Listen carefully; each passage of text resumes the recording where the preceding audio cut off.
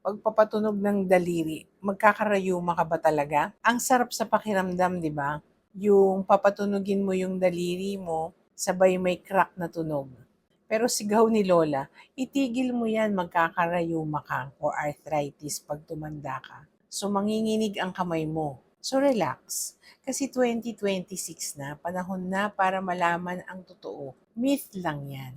So saan ba galing ang tunog? Akala ng marami, buto na kumikiskis sa buto. Yan ay mali. Sa loob ng joints natin ay may special fluid na tinatawag na synovial fluid, na parang langis. May halong hangin o gas ito. So kapag binanat o hinila mo ang daliri, lumuluwang yung space sa loob.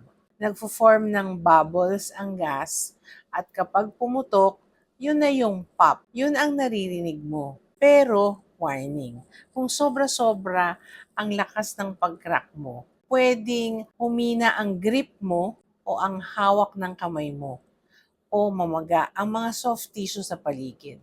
So, dapat in moderation lang. So, crack away, wag lang OA. Tag mo yung ginagawang musical instrument ang daliri nila. So, follow for more myth busting.